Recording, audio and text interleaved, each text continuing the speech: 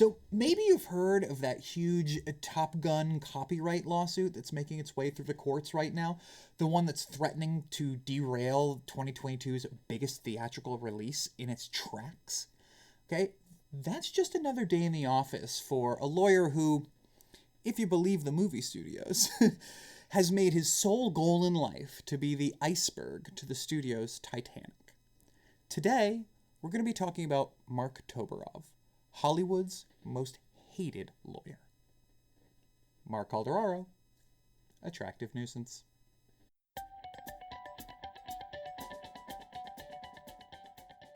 Before we begin today, I really want to just mention that I won't be talking about the Top Gun Maverick lawsuit really in its entirety. It takes a lot of time, and Rick Hogue over at Virtual Legality has done that already a lot better than I ever would. So I'm going to put the link in the description, so if you want to know the nitty-gritty about the Top Gun Maverick lawsuit itself, go to him. However, I'm going to be talking about the guy who filed that lawsuit and the reason it's here. No, not Tom Cruise, although he's kind of at fault. A guy named Marc Toberoff. If you've worked in the legal department or business affairs department in Hollywood in any time in the last 20 years, you have cursed his name at some point. He's been called the studio's nemesis. The Hollywood Reporter calls him an ambulance chaser. And, IP law and business reporter Eric Gardner described him in such a perfect way, okay? I'm going to quote this. Ask any lawyer at a Hollywood studio about Marc Toberoff, and the response seems almost like an involuntary reflex. The Toberoff name invokes immediate gagging sound, and then a negative head shaking, cutting off any further discussion. A moment of contemplation follows, triggering off-the-record innuendo that approaches character assassination. Nobody wants to hear the Toberoff name when you're in a legal department. So, he's been doing this for 20 years now. In addition to Top Gun, he's been involved with, or currently is involved with, lawsuits regarding Dukes of Hazzard, Lassie, Percy Jackson, Ray Charles, James Brown, Iron Man, Spider-Man, the X-Men, Superman, and a whole lot more. In 2010, Forbes named him one of the 7 most powerful people in Hollywood. I'm saying on a list that includes people like James Cameron, the CEO of Comcast, and Christopher Nolan. There's this dude who does not work at a law firm and who has a staff of 3 people, who is one of the most powerful people in Hollywood. What the hell is going on here? How did this happen? Today you're going to learn.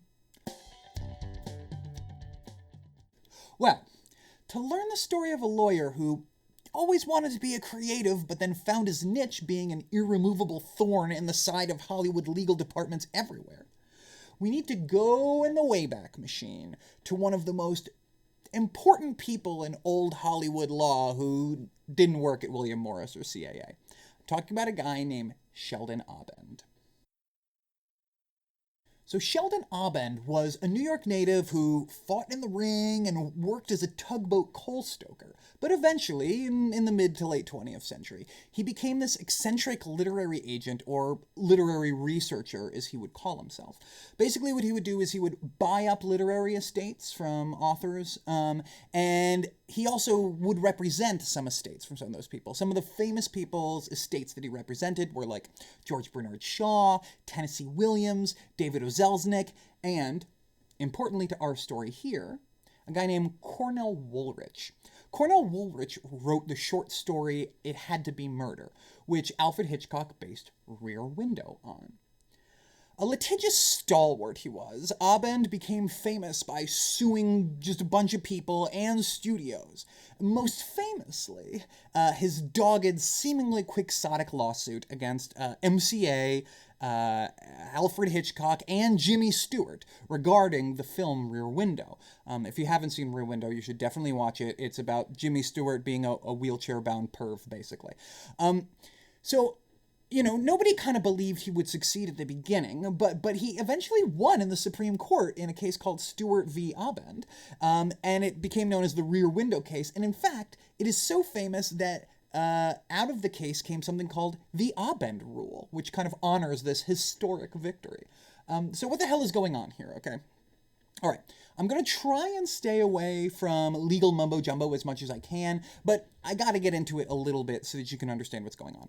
The Abend rule concerns something that's called derivative rights. Okay, and derivative rights is a legal term that means something based on something else. A creative work based on another creative work, basically. So a movie based on a book, a comic book based on a play, a painting based off of another painting, any sequel, prequel, remake, reimagining, reconfiguring, all of those things are derivative works, okay? Now, to make and release a derivative work, you need to have a copyright deal with the creator of that underlying work. Seems about right. You can't make the horror movie about Winnie the Pooh without dealing with whoever created Winnie the Pooh, or at least who owns the rights to the creation of Winnie the Pooh.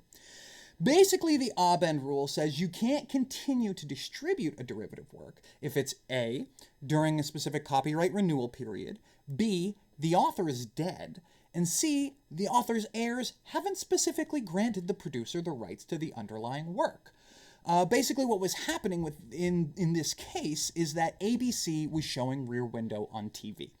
Cornell Woolrich had died, and his heirs were all like, "We didn't say you can show this ABC. You didn't talk to us." So Abend sued and eventually won really big and kind of forever changed Hollywood. It's kind of like for the same reason that Crispin Glover will go down in the annals of Hollywood law. But that's another video. We'll talk about Crispin Glover and his wonderful lawsuit against Back to the Future, too. So, Sheldon Abend was a pioneer in exploring the metes and bounds of authors' rights to derivative works, right? Now, whether you think Abend was someone who was fighting for the little guy or he just found a great place to make a living, it doesn't really matter to me. But I gotta admit, I love it when movie studios have to pay creators more money, even if a lawyer gets a healthy chunk of that money. Even outside of Abend specifically, this was an extremely interesting time for copyrights, too, in America, as Disney and others were busy lobbying to get copyright extension after extension so they could keep raking in that sweet, sweet mouse bucks. That is a legal term, by the way, mouse bucks. So, though they got those extensions each time they asked for them, they have infinite money and infinite resources to get it done, there were these little caveats that got built into the law that speak to where our heads were at as a culture at the time and just how reluctant we were to give Disney all of this power.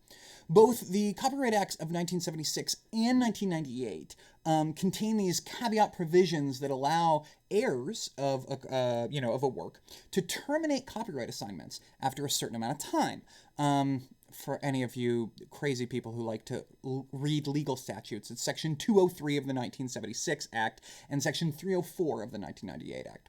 So these provisions were written into the law to kind of balance the scales a bit in the favor of the rights holders. So to quote from the 1976 legislative report to kind of orient ourselves of what Congress was thinking when they wrote this. A provision of this sort is needed because of the unequal bargaining position of authors, resulting in part from the impossibility of determining a work's value until it has been exploited.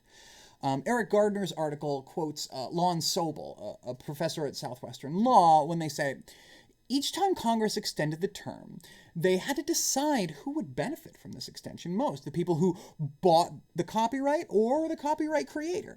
Congress decided to give the benefit of the extension to the latter. Now, this kind of makes a lot of sense when you think about it in terms of you never know, like the legislative report said, you never know kind of how valuable a work is going to be when you sell it until you actually exploit it. Superman was famously sold for $130. And I don't think there's a single person alive who would say that that's a fair deal.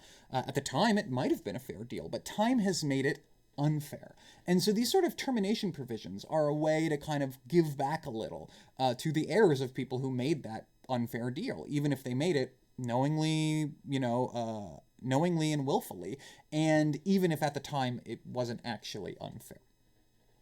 So, taking the Copyright Act and Abend's quest together, you have this environment where heirs can both legally terminate these copyright assignments and also have an avenue to do it, even against a big bad movie studio with a lot more resources than them.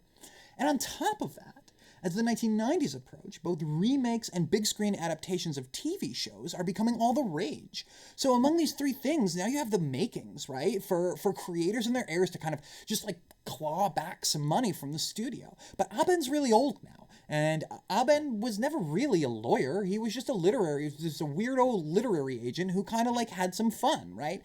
So what you need someone, a lawyer, who doesn't mind constantly threatening movie studios and constantly kind of like pooping where he eats, so to speak.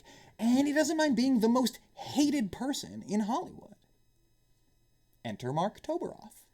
Body alert. Toberoff got his law degree from Columbia, and then right out of school, like so many of us entertainment dreamers, he apparently got a job as an assistant working for one of my favorite directors of all time, Robert Altman. Given the time period, I like to imagine that he was working on Popeye post-production, but he's definitely not credited anything, so I have no idea whether or not he actually worked on Popeye. Let's just pretend he did. But like so many of us lawyers who, move out to Hollywood and try to transition into being a creative, he discovered that this is for chumps. It doesn't work. It never works. And you get siloed off and nobody listens to you and nobody wants to read your script. They just want you to law, right? So he hung out a shingle and he started practicing law and he tried to find a way to distinguish himself in the field, right? At this point, Abend was in full Abend mode, right? Just Abending all over the place and making headlines throughout the industry. And though I don't have any direct evidence of his influence, I haven't talked to Toberoff personally about this, it's very clear that Toberoff took a cue from Abend, but he had a twist.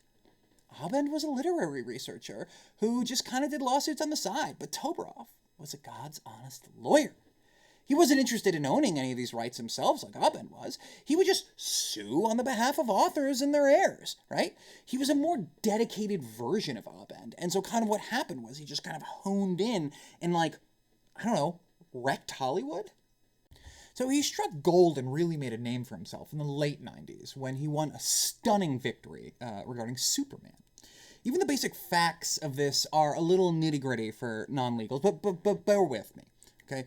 Toberoff represented co-creator Jerome Siegel.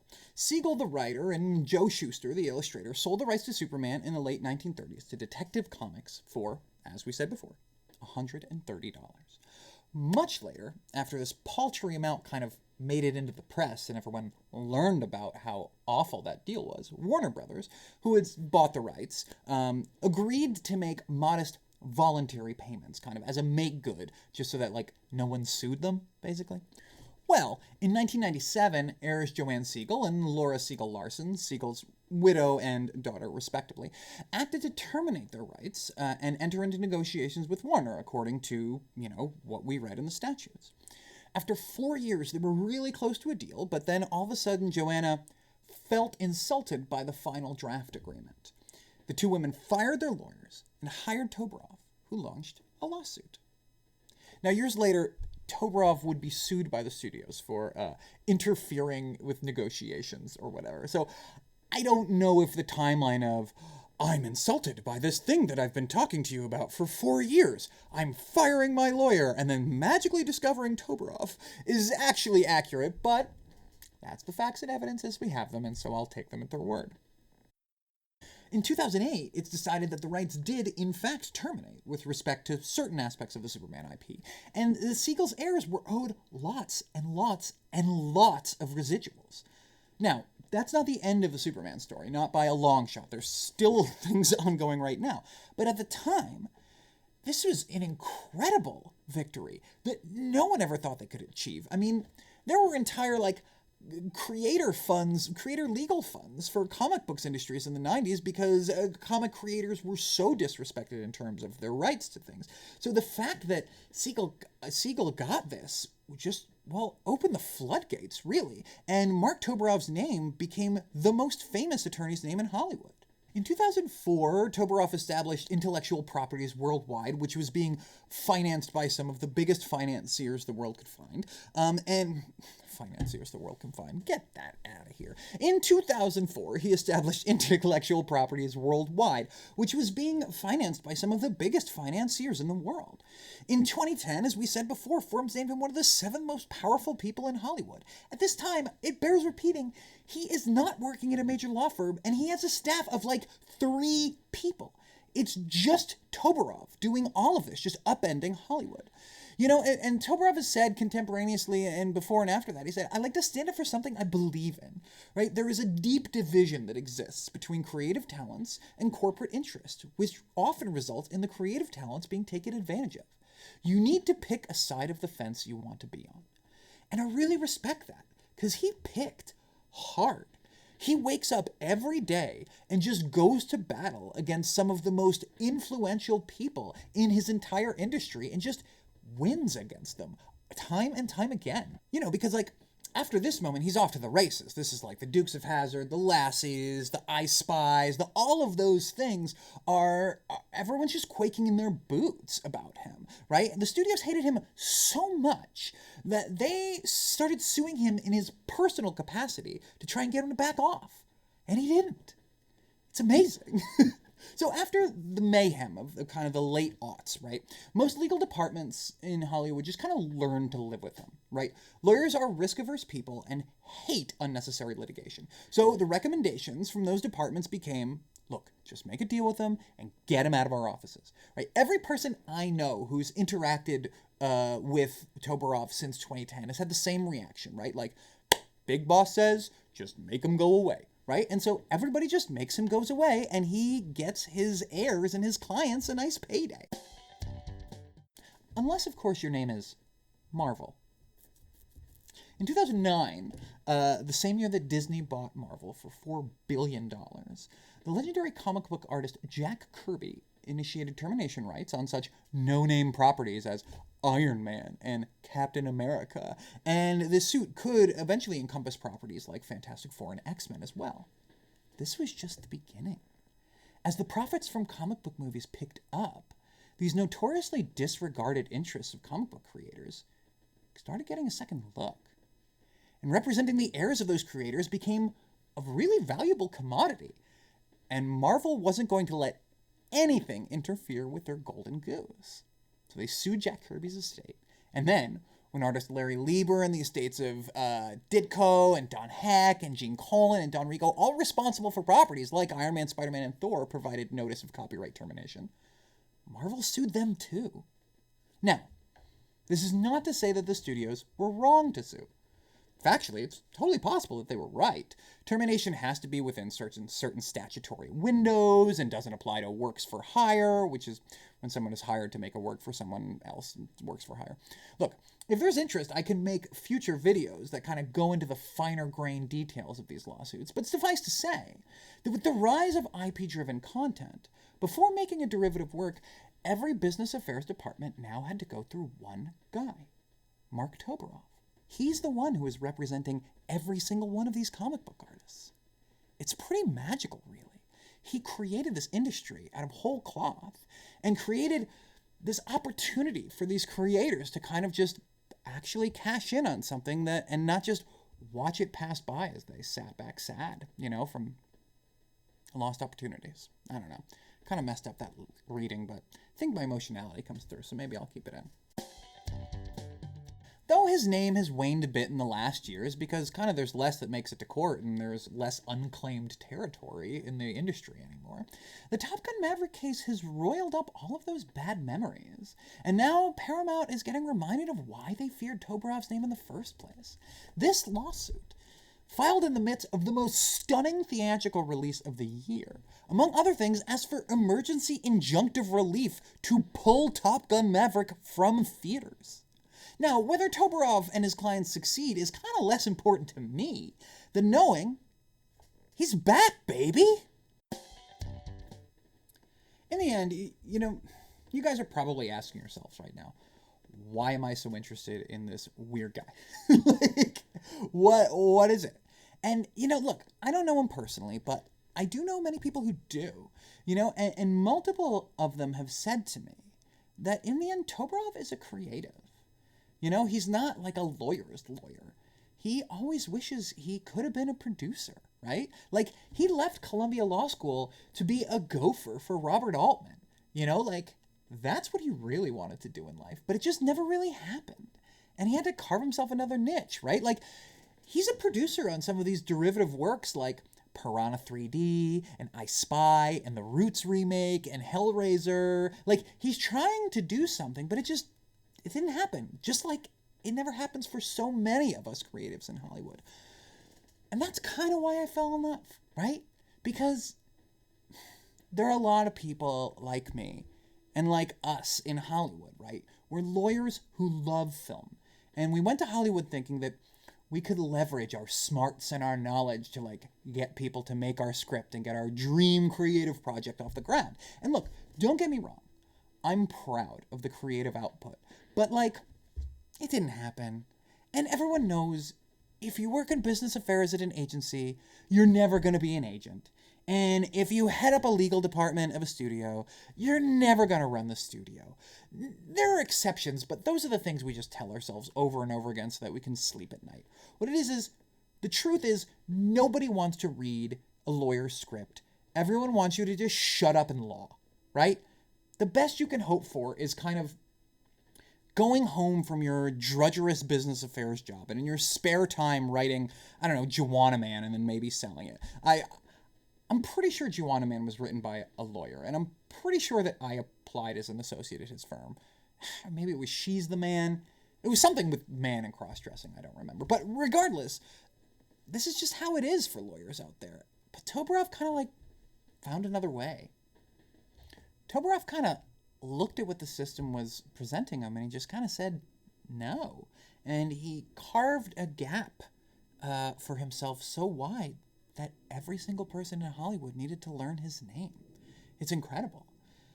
But I still think, to truly eclipse his predecessor, Sheldon Abend, the Supreme Court has to take up one of his Marvel cases. He has to win, and then the new rule needs to be named after him, the Toberoff rule.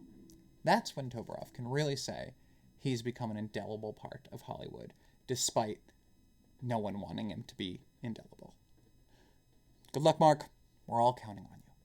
And if Top Gun Maverick is out of theaters next week and you can't see it, now you know who's to blame.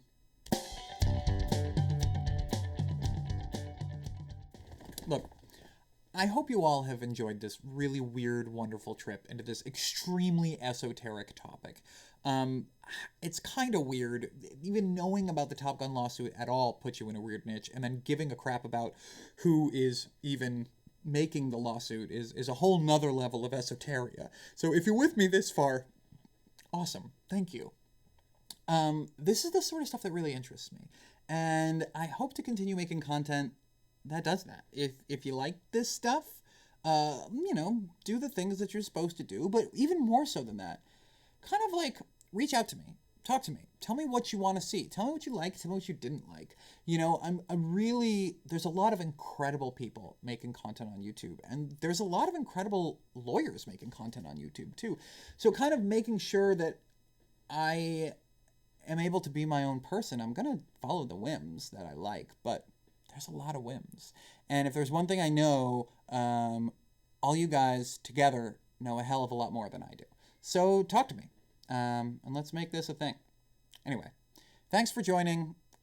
Marc Calderaro, Attractive Nuisance.